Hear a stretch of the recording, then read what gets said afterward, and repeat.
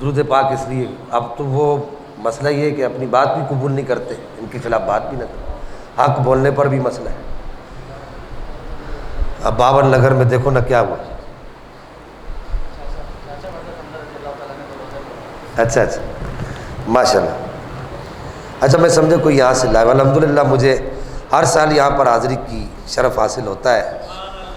پہلے میں حضرت سرکار سیدنا امیر حمزہ کی بارگاہ میں حاضری دیتا ہوں، وہاں آپ کے سامنے ہاتھ جوڑ کے عرض کرتا ہوں کہ آپ کے بھی رسول ہیں، ہمارے بھی رسول ہیں، ہم ان کی بارگاہ میں جا رہے ہیں، تو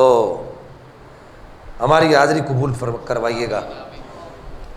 تو بہرحال یہ کہ آپ نے دیکھا ہوگا کہ فوجی جو ہوتے ہیں، فوجی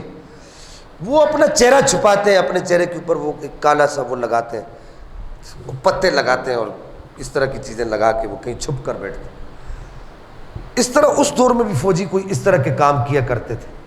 زرہ وغیرہ پہنتے تھے، اپنا چہرہ چھپاتے تھے۔ لیکن حضرت امیر حمزہ نے جتنی جنگیں لڑی ہیں، لوہے کا لباس آپ نے نہیں پہنا، کبھی اپنا چہرہ چھپایا نہیں، بلکہ آپ نے اپنی جنگی ٹوپی بھی کبھی نہیں پہنی، اور اگر کبھی پہنی بھی ہے تو اس کے اوپر بڑا سا شتر مرغ کا پر لگایا کرتے تھے آپ، کہ دور سے پتہ لگتا تھا پورے مسلمانوں کے لشکر کے اندر، کہ آپ کہتے تھے دیکھنے والوں کو پتہ چلے دور سے کہ یہ ہے حمزہ بن عبد المطلب۔ ایک کافر کو آپ نے غزوہ احد میں گرایا نا، جیسے غزوہ احد میں جیسے آپ نے گرایا نا، تو اس کو تلوار ایسے ماری نا، تو ایسے زور سے ایسے کھینچی تلوار، باہر کھینچی نا،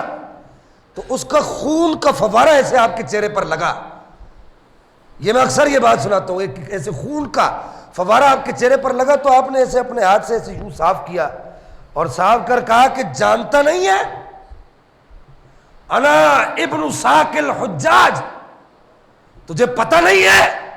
میں حمزہ ہوں جو عبد المطلب کا بیٹا ہے، تجھے پتہ نہیں ہے میں حمزہ ہوں جو کعبے میں آنے والے لوگوں کو پانی پلانے والے کا بیٹا ہے، ہمیں آنکھیں دکھاتا ہے، ایسے کہا آپ نے، ایسی یوں تلوار کھینچی، کہا ہمیں آنکھیں دکھاتا ہے، تجھے پتہ نہیں ہم کون لوگ ہیں۔ یہ آپ کی بہادری تھی حضرت سیدنا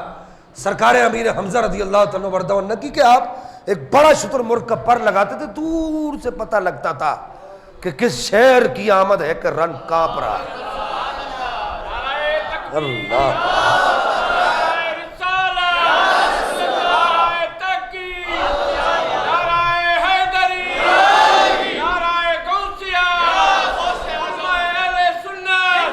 میرے ساتھ ایک دفعہ حیدر کا نعرہ لگا، بولو حیدر حیدر حیدر حیدر حیدر حیدر حیدر۔